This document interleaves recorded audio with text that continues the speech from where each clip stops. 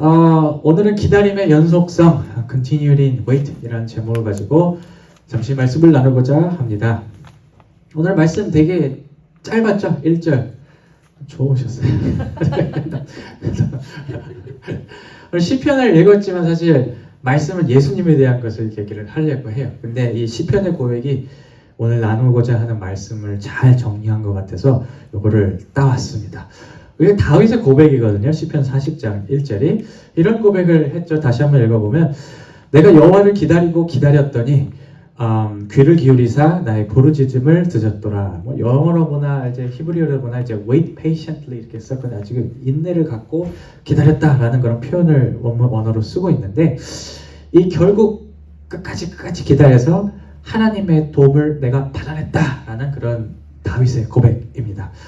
이 다윗에서 고백에서 확인할 수 있는 기다림에 대한 은혜, 우리가 계속 얘기하고 있죠. 지난주에도 기다림에 대해서 얘기를 했는데 이 개념은 사실 성서 전체를 흐르는 주제 중에 하나예요. 특별히 예수님에 대한 말씀 중에서 이 주제, 기다림에 대한 것들을 다룬 것들이 참 많습니다. 예를 들어서 우리가 신약 성서를 쭉 보다 보면 계속 보는 게 뭐냐면 예수님의 다시 오심을 기다려라. 그리고 끝까지 기다리는 사람들이 하나님께서 기억해 주실 것이다 라는 그런 말씀을 예수님뿐만 아니라 뭐 사도 바울도 그리고 다른 성서 기자들도 계속 얘기를 하고 있어요.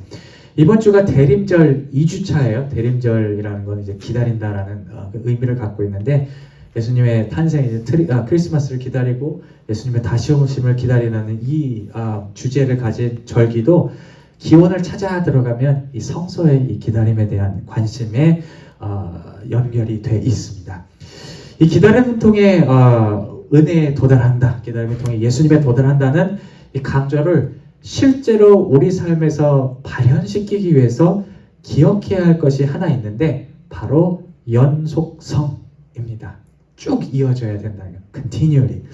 기다림의 처음과 중간과 끝이 다 연결돼 있을 때에만 이 끝에 준비되어 있는 은혜에 도달할 수 있다는 그런 말입니다. 우리가 여기에 대해서 잠시 오늘 생각해 보고자 해요. 제가 지난주였구나. 집에서 이제 교회에서 집으로 이렇게 가는 길이었어요. 원래는 저기 다운타운 쪽으로 쭉 이렇게 가는데 그때는 어디 저기 커스코 쪽 좀 들려야 될 때가 있어갖고 저 서쪽으로 저쪽 센터 커뮤니티라고 이렇게 커뮤니티 센터가 있는데 그쪽으로 이렇게 돌아갈 길이 있어요.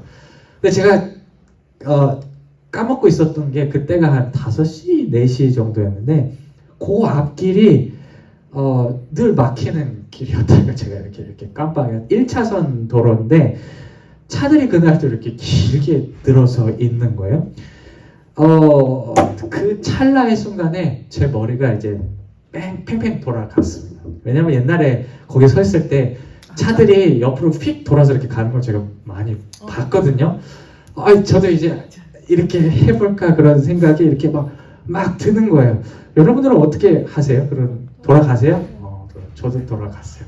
근데 문제는 제가 길을 몰랐기 때문에 이제 앞에 가는 차를 이렇게 따라갔어요.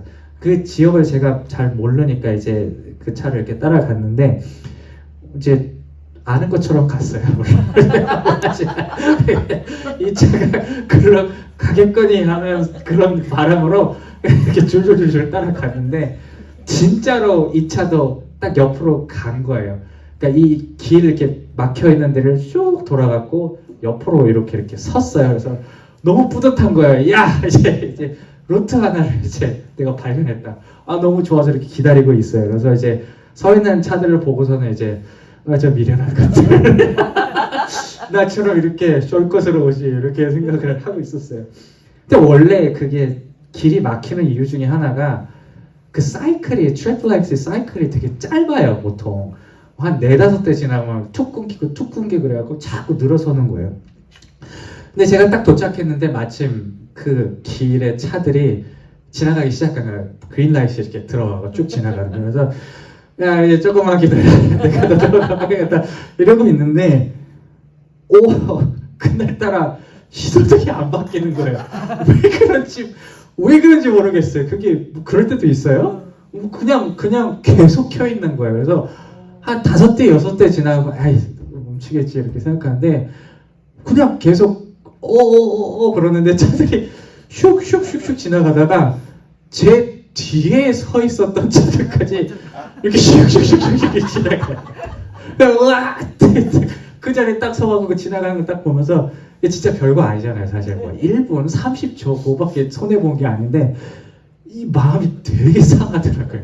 되게 손해본 것 같고 그냥 내가 저 라인에서 기다렸으면 나도 지금 가는 건데 내가 지금 뭐 하는 거지? 이런 생각도 들고 그거 잠깐 기다리지 못해서 시간도 더 들고 기분도 상하는 결과를 제가 맞이를 했어요. 오늘 말씀을 준비하면서 왜 이렇게 공감하시세요? 그런 적이 있으세요? 저는 그날 깜짝이야. 왜 신호등 이렇게 안 바뀔까요? 안 바뀔 때가 있어요, 주사님? 여기 있어요, 가끔씩? 갑자기 그래서 깜짝 놀랐어요. 근데 그때 경험이 말씀을 준비하면서 쭉 떠올랐거든요. 왜 떠올랐냐면 이 기다림의 연속성이 저처럼 끊기는 바람에 준비되어 있는 것들을 획득하지 못해 시간도 잃었죠. 그래서 기분도 상했죠. 그런 것처럼 가만히 있었으면 다 됐는데 기분도 좋았는데 그런 경험이 예수님을 맞이했던 예수님 당시 예수님을 따라갔던 사람들의 상황과 유사한 점이 있다는 것을 제가 성경을 보면서 발견했기 때문이에요. 여러분들 예수님 처음에 이제 막 사역을 시작했어요. 어렸을 때 말고 막 사람들 고치기도 하고 좋은 말씀도 막 이렇게 사람들에게 하고 그럴 때 그 분위기가 어땠는지 아시죠? 그 성경을 보면 많은 사람들이 따랐어요. 막 벌떼같이 딸려 들어가고 그 예수님은 5,000명 보리떡 5개와 물고기 2마리로 먹이신 사건 있잖아요. 그게 뭐냐면 그만큼 사람들이 우르르 따라갔다는 소리야. 너무 예수님이 파퓰러했고 그래서 예루살렘에 예수님이 들어갈 때 장면을 이렇게 잘 보면 모든 사람들이 나와서 막 환호성을 하고 호산나 다윗의 자손이 오시옵소서 라고 이렇게 하는 그 온 성이 들썩거리는 상황을 우리가 그 성경에서 볼 수가 있습니다. 그런데 말이죠. 이 시간이 지나면서 어떤 전폭적인 지지를 보냈던 예수님께 보냈던 그 사람들 가운데 어떤 변화가 일어납니다. 그중 일부가 예수님으로부터 돌아선 것이에요. 예수님의 십자가에 돌아가시기 전에 여러 가지 사건들을 겪으셨는데 법정에도 수식을 했는데 그 장면을 잘 보면 그것을 발견할 수가 있습니다. 이 시점에서 이제 원래부터 예수님을 싫어했던 사람들이 있긴 했어요. 뭐 대제사장들, 뭐 서기관들, 뭐 주이시 리더들이 되게 예수님을 싫어했는데 이 사람들이 예수님을 법정에 세우고 이제 죽이려고 이렇게 하죠. 이렇게 항소를 하죠. 근데 한 가지 흥미로운 사실은 이 시점에서 지도자들 말고도 많은 일반 사람들이 모여 있었다라는 점입니다. 누가복음 23장 13절은 이렇게 기록을 이렇게 잘 보시면 이렇게 얘기하죠. 빌라도가 대제사장들과 관원들과 백성들을 불러 모으고 보면 백성이라는 얘기가 들어가 있죠. 그러니까 일반 사람들이 그 안에 있었다는 그런 사실이에요. 그리고 일반 사람들, 예수님을 그 중에서 따랐던 사람들도 있었겠죠. 이 사람들을 포함해서 법정에 있던 모든 사람들이 예수님께 이렇게 외칩니다. 저희는 소리질러 가로되 십자가에 못 박게 하소서, 십자가에 못 박게 하소서 이렇게 얘기를 해요. 우리는 이 장면을 통해서 예수님을 완전히 지지하는 분위기가 예수님을 반대하는 사람들을 중심으로 이렇게 조금씩 바뀌어갔음을 볼 수가 있습니다. 예수님을 둘러싼 분위기의 변화는 기다림에 대응하는 두 가지 각기 다른 양상의 사람들을 보여줘요. 첫 번째는 예수님의 사역 전체 기간 동안 예수님을 끝까지 기다렸던 사람들이 있었어요. 이 사람들 예수님이 처음 오셨을 때나 예수님이 나중에 고통받을 때나 예수님을 떠나지 아니했습니다. 누가복음 23장 27절은 예수님이 십자가를 져야 했던 순간에도 끝까지 예수님을 떠나지 않은 사람들을 기록해요. 우리가 여기 같이 한번 읽어보실까요? 시작. 또 백성과 및 그를 위하여 가슴을 치며 슬피 우는 여자의 큰 무리가 따라오는지라. 아멘. 그러니까 예수님이 십자가 고통스럽게 지고 가실 때 그 주변에 이렇게 뒤에서 멀찍이 보고 있던 사람들이 있었다는 소리예요. 그리고 이렇게 끝까지 예수님을 기다렸던 사람들은 구원이라는 큰 큰 선물을 예수님의 부활의 때에 받게 됩니다.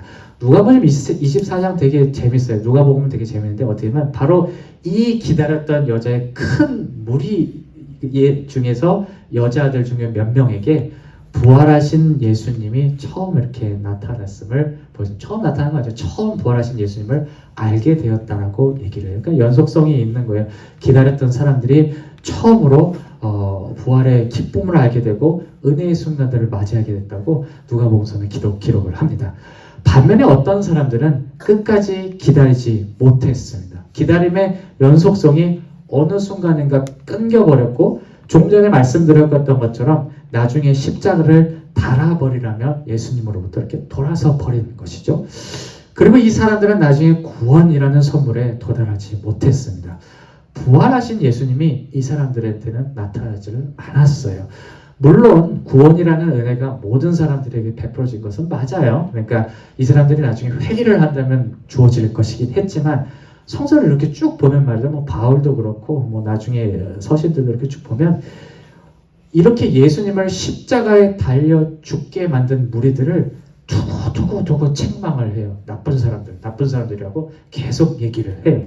그러니까 이 사람들이 원래 기다림을 계속하고 있었으면 받을 수 있었던 어떤 그런 찬사, 어떤 기쁨, 어떤 은혜를 기다리지 못해서 놓쳐버리게 된 것입니다. 이 예수님의 생애를 통해 발견할 수 있는 이 두 부류의 사람들은 우리에 대해서 기다림에 대한 되게 중요한 것을 말해줘요. 우리가 예수님과 예수님이 베푸시는 은혜를 기다린다는 것은 기다림에 단절없이 중간에 끊김없이 계속 가야 한다는 것입니다. 예수님을 끝까지 기다렸던 일부의 유대 사람들처럼 우리가 중간에 돌아서지 않고 예수님께 계속 붙어 있어야 기다림의 끝에 주어질 은혜에 도달할 수 있다는 것입니다. 이런 연속성 있는 기다림을 위해서 감내할 것이 한 가지 있어요. 바로 원하는 대로 이루어지지 않을 때 실망하지 않는 것입니다. 이 예수님께로 돌아섰던 일부의 사람들이 그런 결정을 한 데는 아마 이런 실망의 한 원인으로 작용했던 거 성경은 얘기하진 않지만 상을 이렇게 뜯어보면 왜냐하면 당시 많은 사람들이 구원자, 메사야 하면은 뭔가 이 상황을 바꿔줄 사람으로 기대를 많이 했거든요. 다윗과 같이 어떤 그런 파워를 가지고 다윗의 시대 때 있었던 그런 나라의 영광을 재현해 줄 걸 지금도 그렇게 기대하고 있어요. 그런 것들을 가지고 있었는데 예수님이 거기에 부합하지가 않았어요. 예수님은 어떤 분이셨죠? 겸손하게 영적인 부분들을 케어해 주시고 아픈 자들, 힘없는 자들을 대변해 주시는 분이었지 위에서 어떤 왕처럼 쥐고 흔드시는 분이 아니었어요. 특별히 아마 예수님이 법정에 탁 섰는데 그냥 아무것도 없이 이렇게 당하는 모습을 보고 많은 사람들이 아마 실망했을 것입니다. 그리고 이 실망은 아마 그 사람들을 더 이상 예수님을 기다리지 못하게 만들었을 것이에요. 이와 동일한 상황이 우리에게도 적용될 수 있어요. 우리가 예수님께 가지고 있는 어떤 특정한 기대들을 예수님이 이루어주지 않을 때가 있는 것입니다.